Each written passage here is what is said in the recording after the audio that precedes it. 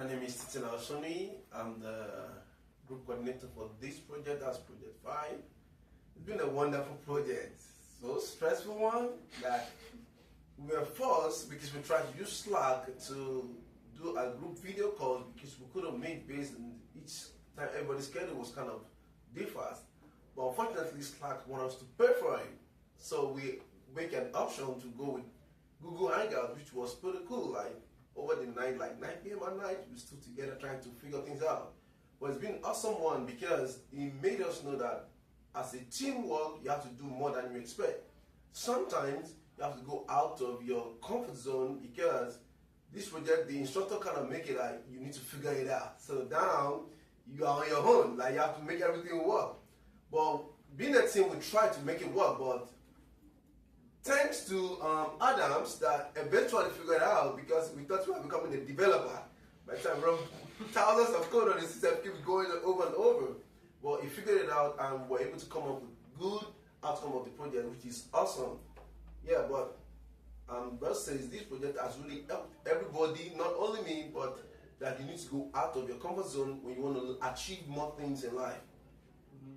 So yeah, I became a tab warrior over this project. I spent a lot of time because I haven't dealt with installing libraries on Raspbian or Linux for that matter. And so when the first problem I ran into was that the code that I was trying to run, the thread building block library, the first version that I found for it,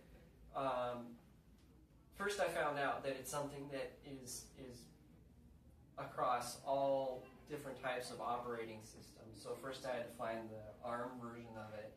And then the first library I installed so that it was only for ARM version 7, and which was pointing towards the fact that the Pi that I have, which is a B, and the Pi that he has, and what you gave us is a B+, is version 8. So there's a whole bunch of problems there. But the long story short here is I found out that trying to install something using the GUI is a bad idea, and that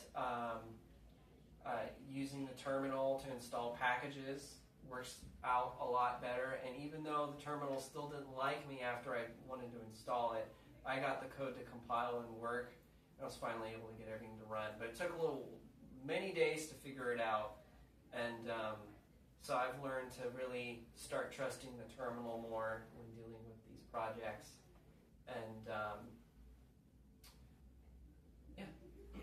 I worked on the GitHub. I made the project file, and then I helped on Slack. But I also did have a calc exam this morning, so it pushed the video a little bit for us. Yeah. I'm Justin Choi, and I handle the report and also helped out with the parallel programming questions. And while I was reading some of the documents for the questions, I learned that MapReduce is a mechanism for processing large amounts of data to the point where you need thousands of different machines to be able to process the data in a reasonable amount of time. I'm JP, and on this one I also helped with the programming questions, and I was sort of a helpful resource, but Adam really took the brunt of the programming on this one. And since this is the last project, there's not much that we can do to help us with the next one, but what we learned was overcoming some problems with software, learning some new forms of communication, and doubling down on making sure everybody knew what the coding was, even though Adam was the one doing the entirety of the work pretty much. No, I made sure to explain everything today and make sure it all worked out. And JP wasn't around for one part of it, but I was trying to install a completely different library just to get the one library to work. There's something called OpenCV that is based in Python.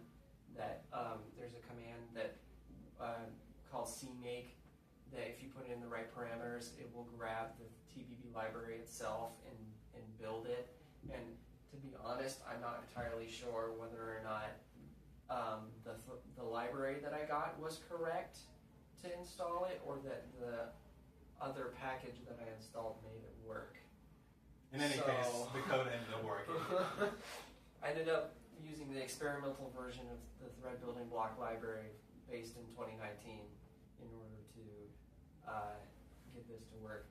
But yeah, we've all learned that we really got to put in our full effort here and make sure that we find ways to communicate, because Slack ended up becoming a hindrance as opposed to a help, because we couldn't meet physically, and doing conference calls is, you have to pay for it, which is stupid. So I think we all learned to be resourceful in our future endeavors, whether that's software or learning where to find the libraries, or Yep. just being resourceful